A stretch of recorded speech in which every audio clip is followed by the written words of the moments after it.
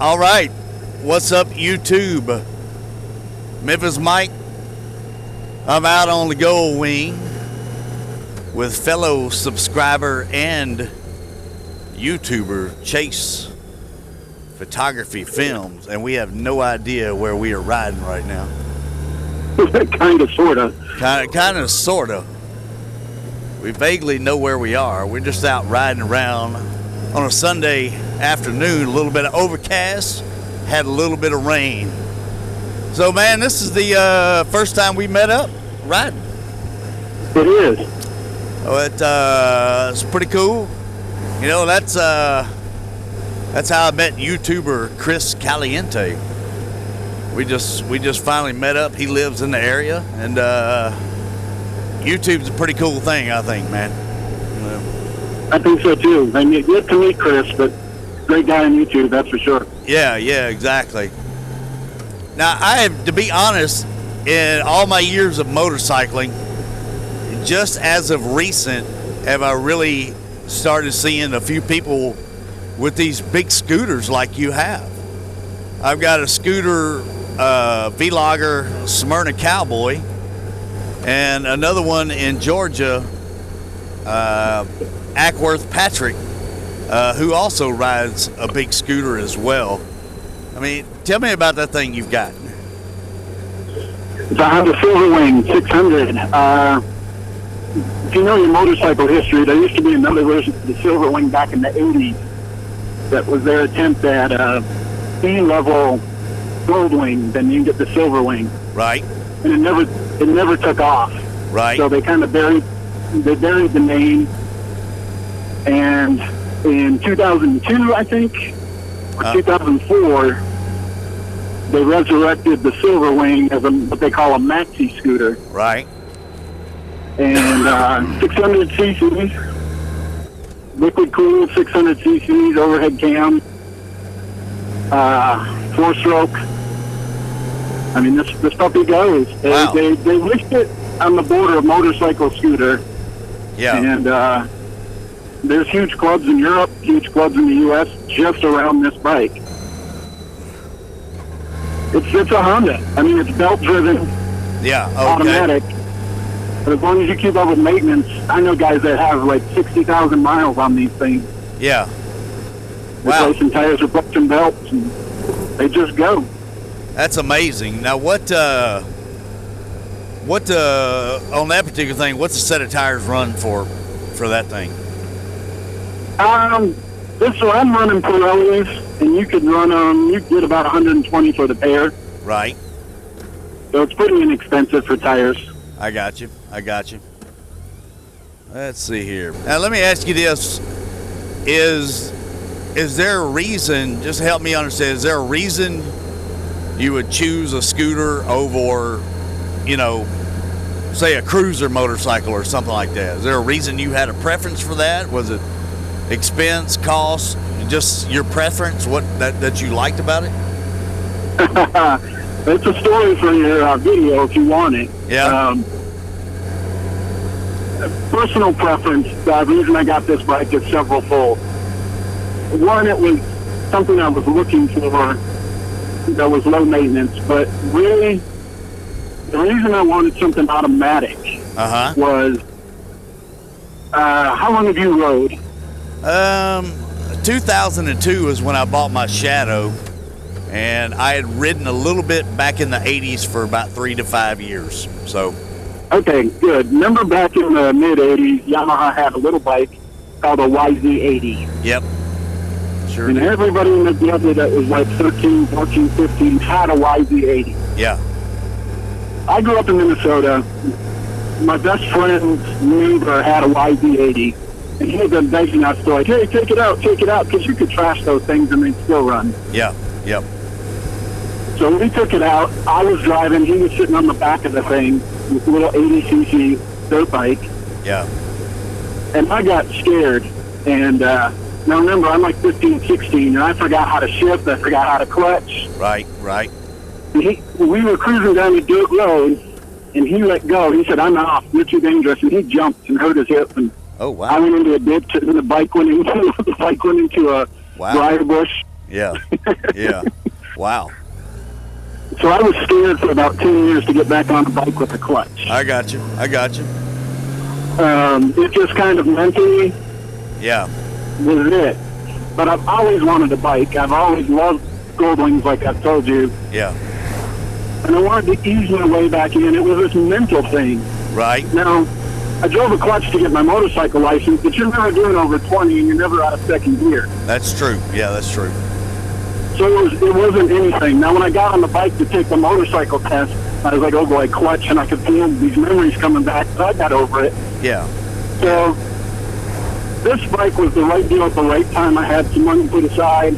Uh-huh. And a friend of mine in Nashville who's a Harley rider, he's got a touring bike, an Ultra Yep. Limited.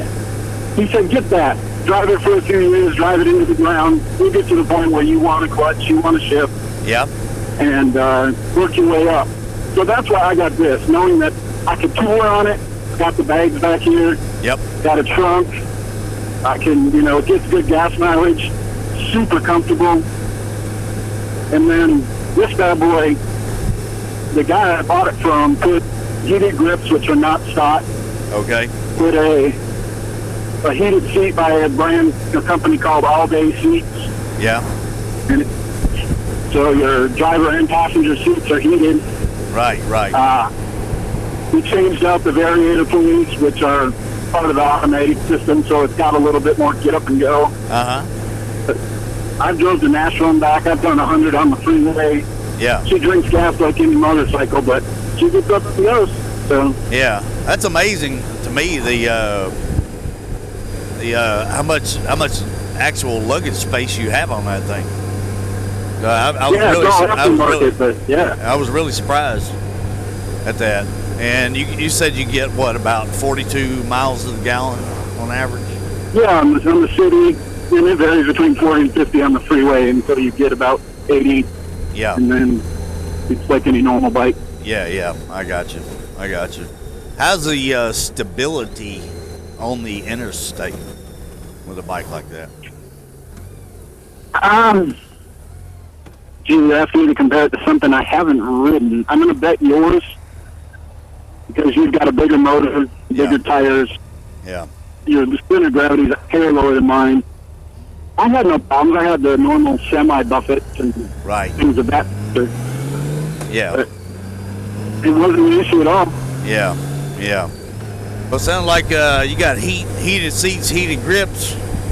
You sound like you like to be toasted warm like Memphis Mike out here.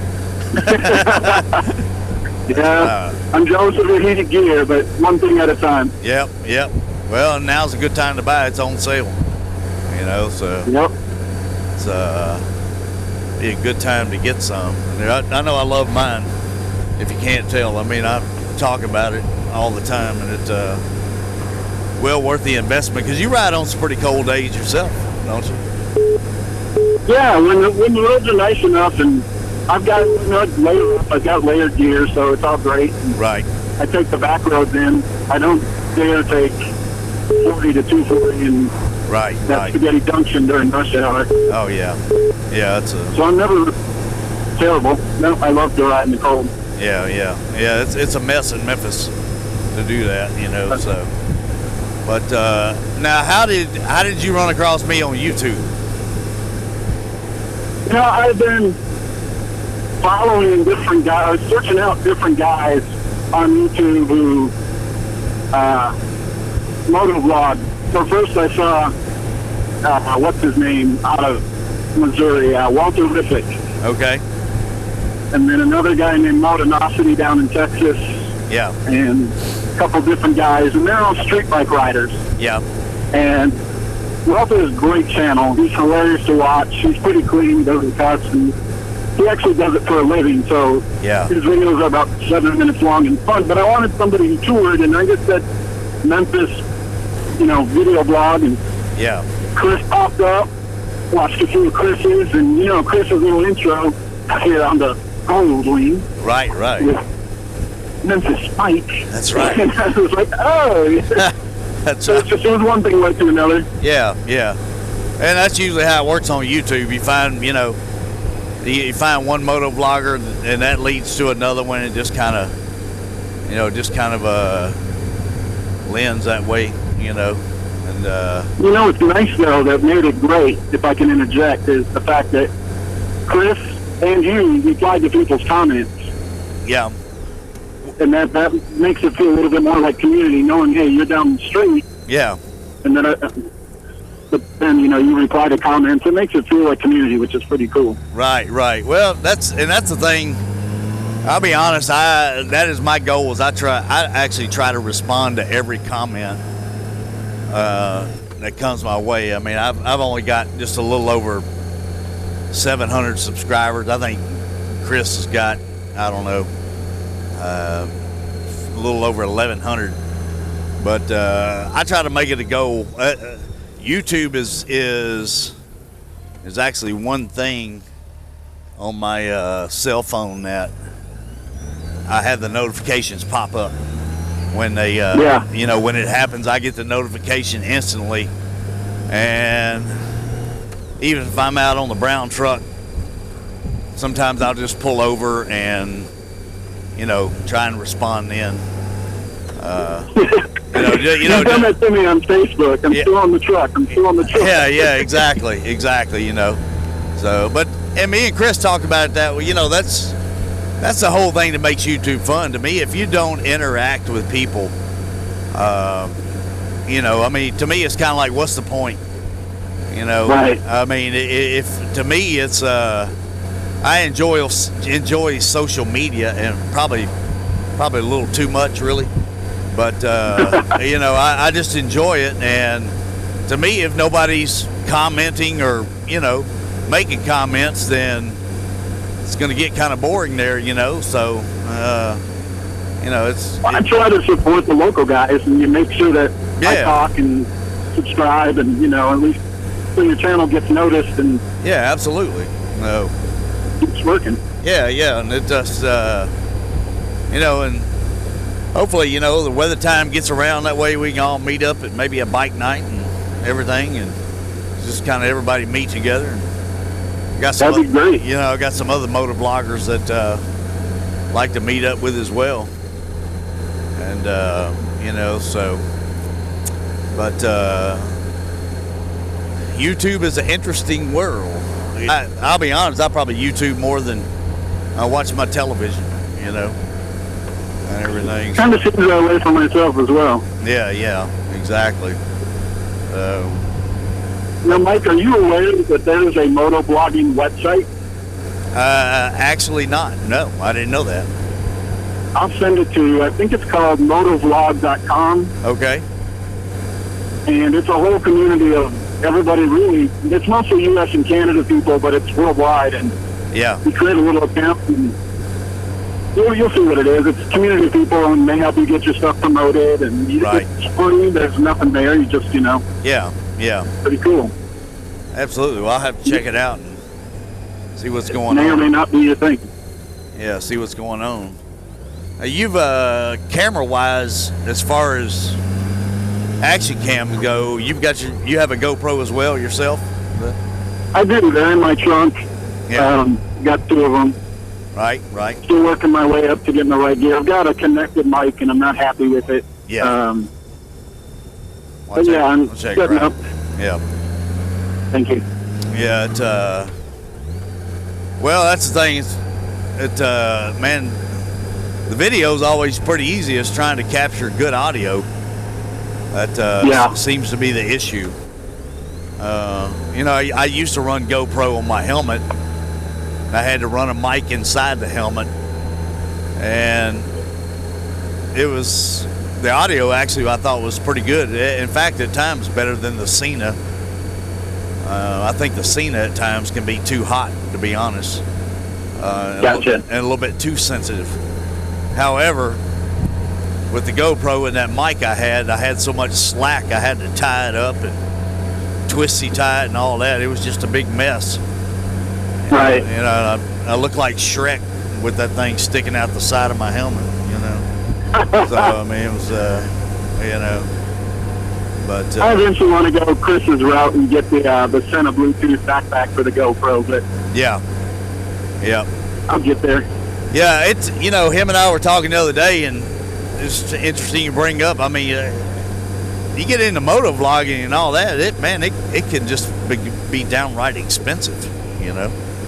I mean, it can. It really can. I mean, motorcycles themselves can get downright expensive. Well, yeah. You tell me. I mean, it's yeah. You buy one set of tires for the GoldWing, and you'll be thinking, dog, I could have got a whole set for my car.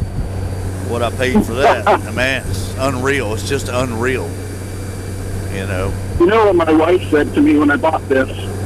She said, "Oh, it's great. You saved up your money and got a bike, but I didn't know you need a whole new wardrobe too." Yeah, yeah.